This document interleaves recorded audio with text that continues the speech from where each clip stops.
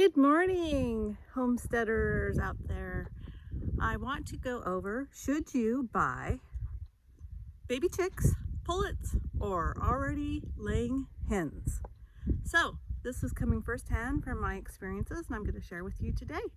This is my cute little chicken tractor behind me. And we'll go over that video too of our chicken tractor build and should you or shouldn't you. So let me talk about my chickens. Okay friends, it's time to wake up. So here we go every morning. This is our routine. Here comes the ladies. Come on ladybugs. Ladybugs, come on girls. Out here is their little area that they play. And it's snack time. You guys want snack time? I made zucchini bread this morning. So they get some nice yummy leftover zucchini. Little kale in there, some tomatoes and kale and peppers from last night's dinner. This is Rip. He's my Ayam Samiami. I think that's how you pronounce it. I'm really bad with that. These are Australorps. And here comes my cute little Pepper. Her name's Pepper. And she's a barnyard mix. I have a few more.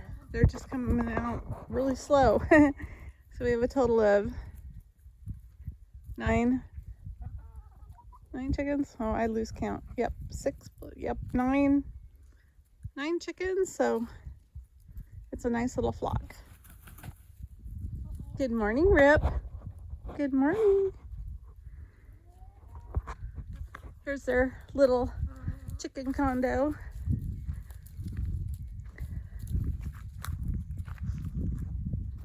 This is the tractor. We built it first. This is all ready for winter already, but all repurposed. We call it the chicken condo.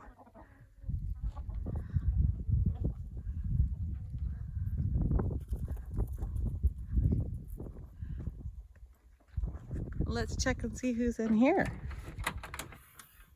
Oh, there we go. Good morning. Lay me an egg. Everything's repurposed. We have so much fun building things here.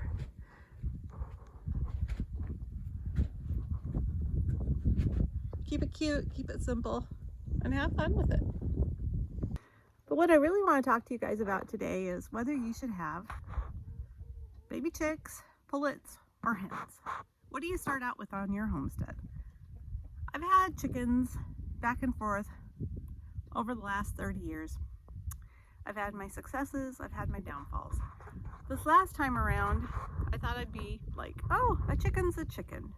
And I bought from a local farmer, a breeder who raises chickens and other types of birds. And I thought, well, a chicken's a chicken. I don't need anything special. I just want good layers, right? So I went ahead and I bought the barnyard mix. The cost of baby chicks has really gone up, so I thought, oh, barnyard mix, they're only $2. That's all they were charging. $2 a baby chick. So I went ahead and I believe I got 7 of them. This is back in January, so I'm having to think. Anyway, I got 7, and I only bought the one purebred, which is my rooster back there, because I thought, oh gosh, they sound so cool. And so I spent the money and bought him. He was $15 and the rest were $2. I think I spent a total of like 27 bucks for some chickens. And we got them in January. Thought, well, by June-ish, they should be laying eggs, right? Okay, well, here's the problem. First of all, when you buy a barnyard mix, you don't know what you're getting as far as breed, which I didn't take into consideration. So I picked out a couple big ones, a couple yellow ones, a couple black ones. I was more going for the aesthetics look, which was a mistake. So anyway, came home, raised those baby chickens in my laundry room like everybody else has to do. Heat lamp, special food, cleaning out their little house every day. Stinky little mess in your laundry room, but hey, you do it, and they're super cute. Well, we lost one in the first 2 days because I picked out a super cute one because I thought it was adorable. It was all yellow, and I named her Of course, I had to name that one because I thought it was cute, and I named her Buttercup, and of course she died. Well, I think it was a she. Anyway, so in 2 days we'd already lost one, so now we're down. So now I think we had, let's see, we had 4, yeah, we had 6. So after that, they're all growing at different rates because they're a barnyard mix, right? So a couple of them got really huge really fast and were basically trampling the other ones. So then I had to do a separation. So then I had to take the small ones out from the big ones, and this carried on for a good couple more weeks until the little ones caught up. Well, after that, we were able to move them into our shop, which is behind me, and we built this chicken tractor inside of the shop in February. And so they were in there for most of February and March inside of their house behind us. This worked great. Then they had more room, they were growing. I could go inside the coop with them, and they just would eat out of my hands. I really enjoyed them. Well, then as time went on, and it's March, we were able to move the tractor outside. Weather was better, and they're still growing, but you don't know if they're going to be hens or if they're going to be roosters, right? Because they weren't sexed when I bought them. And the farmer there, he tried to sex them, and I wanted all hens, but when it came right down to it, in the end, 2 of them started growing. So then I'm left with 2 roosters. Well, cool, they're all getting along great, right? Well, not so great. Once, I want to say May or June came around, everybody really started taking on their shape and size of who they were going to be. Well, the one rooster, not this one, we named him John. He ended up to be probably mostly like a leghorn rooster. He was literally like an 8-pound rooster. He was huge. Beautiful rooster, beautiful crow, loved him. But in the end, he killed 2 of the hens just from getting up on top of them and hurting them, squishing them, breaking, I don't know what he did, their internal organs. There was no marks on the outside, but they definitely died from him. And then the 2 roosters, of course, started having dominancy issues and pecking. So I ended up having to kick the big rooster out because my rooster, Rip, he is just a doll. He takes care of these girls. He doesn't hurt them. They don't cry. Where John, they literally screamed. And so that didn't last more than a couple, well, it lasted too long because I lost 2 hens, right? And that was a huge investment. We'd already had them for 4 months waiting for them to produce eggs. And so I lost 2 hens right off the get-go. And I lost a baby chick. So I was already down 3 chickens out of my original 7 investment. And I'm left with 2 roosters, which I didn't need. Here he is. Oh, he snuck out. He flies out. He will not stay inside. Pepper, do you want to come be on video? Pepper's one of my original girls, and I just adore her, but she's obviously more of a Banty breed. She's a mix. So after our experience, it was like, for number one, never buy barnyard chicks because you don't know what they're mixed with. And you don't know the size that you're gonna get of your breed. You don't know if they're gonna be meat chickens, layers. So don't go cheap. In the past, I've mail ordered chickens, baby chicks, and had like half of those also expire right inside the box. So it's this isn't for the light soul, okay? Because things happen on the farm. Can you hear them talking? Anyway, they have quite a communication with girls. So when it came right down to it, barnyard chicks were a horrible, horrible mistake. My being frugal as a frugal farmer didn't work out for me. I wish I wouldn't have done that. If I would have just bought all the same type of breed, then I was guaranteed the size of chicken and the compatibility of the rooster and the chickens. So in the end, we ended up having to get rid of our larger rooster, John. And then everything in the hen house became balanced because Rip is a small rooster. He's not really very large, and his temperament's wonderful. The girls love him. He loves them. He protects them. And we'll do some videos on that in the future because he is just a gentleman. And So we're really happy to have him. But he is a purebred, and boy, I wish I would have gotten a hen. But maybe that will be in the future for him, because he could breed with these Australorps, and that's the second part of my story. So after we're down to 2 hens and 2 roosters, what do? We have 2 hens now that are small. Who knows when they're gonna lay an egg, right? And I want eggs. Hey, Rip. Can you hear him talking? So we went ahead and did the next best thing. We bought a half a dozen Australorps from another local farmer who was getting rid of her 100, I think she had 100 chickens, so she was getting rid of her whole flock. And she was getting out of the chicken business. Well, the reason for this was I didn't want to go through the baby chick thing again. I'm like, oh my God, I can't do this again.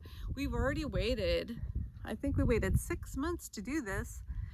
And we still hadn't gotten an egg out of my 2 hens. So what'd we do? We bought the 6 Australorps who were already proven layers. They were $12 a piece. So I'd already had my chickens for 5 to 6 months, bought them as chicks, lost 2 hens, had a baby die, so that's 3, and then had to get rid of my rooster. So I am left with 3. This is a horrible return on my investment because I had to give them special food the whole time, as you all know, the little crumble, and I also had to buy special feeding systems for baby chicks. I had to have a heat lamp, and I had to babysit them, and we couldn't really go places when they were first babies. Had to keep track of them and make sure everything was okay. So lo and behold, we went and got the 6 Australorps for $12 a piece. And on the way home, in their boxes, they were already laying eggs in the box that we brought them home in. These girls are awesome layers, and I have no complaints. We integrated them slowly. It took a month. We put them side by side in coops and cages, or runs, I should say, in a run and their own coop, so they could be next to my rooster and the other 2 white hens. And this worked great because once we opened the door, everybody was best of friends. There was no hen pecking. There's no problem. But when it came down to the end, what should you buy? Pullets, which are almost ready to lay an egg, proven hens, or chicks. Don't waste your time with chicks, in my opinion. I think it's a huge money expense, time expense, and I think in the end, yeah, you get to know your chicks, and my 3 that I raised from chicks come to me pretty much, and they're more social with me than the Australorps that we got from the other lady. But I think it's basically because she didn't really work with them because she worked on such a large scale. But pullets, I think, are probably a good idea. If you can find some that are almost ready to lay, that'd be a lot closer. At least you know how long they're gonna last. I mean, I think some of my chicks are probably 1 year to 1.5 on the Australorps. But that's okay. You know, I am getting an egg a day out of those girls pretty consistently, and that is a lot of eggs. So I'm going to show you my basket of eggs here in a second. Anyway, that's my opinion. I don't know, take it or leave it. Don't buy barnyard mix firsthand. That was the worst mistake I've made on the farm so far. It was pretty tragic to have so many of them perish, and I had gotten so attached to them. Anyway, the Australorps are fantastic. The Ayam Semiyami, I can't pronounce that for the life of me. He is the coolest rooster ever, so I highly recommend that breed. Gentle, and he's super smart. And pullets, I guess I'd go, number 1, I'd go proven chickens. If you can find them that are 1 year old, buy them. If they're at the price of eggs going, if they're under 15 bucks each, I think they're probably a good deal. I think a dozen free range eggs is probably, what, 5 bucks a dozen? So I mean, if I'm getting 8 eggs a day, you know, they're paying for their, it's paying for their eggs, the cost of the food. But I mostly feed them scraps this time of year, along with subsidizing them with the hen layer. But I think that they're probably eating half as much because I give them so much scraps and let them be free range, and they eat bugs and whatever they can find. Anyway, first thing, proven hens. Second, pullets. But even on a pullet, do you really know if you're getting a female or a male? I don't know. I don't want a bunch of cockerels. And so if you can tell if they're already developing their combs, then yeah, it's probably a good idea. Anyway, I'm going to show you my eggs, and they are fantastic. So check out these eggs. I mean, these are fantastic. We have them every day, probably anywhere from 6 to 8. It kind of depends. But like this one, we had 8 in one day. We have 8 hens, 8 eggs. Varying sizes, kind of changes of colors, but they are fabulous. So my investment here for all of my girls, you know, it's worth it.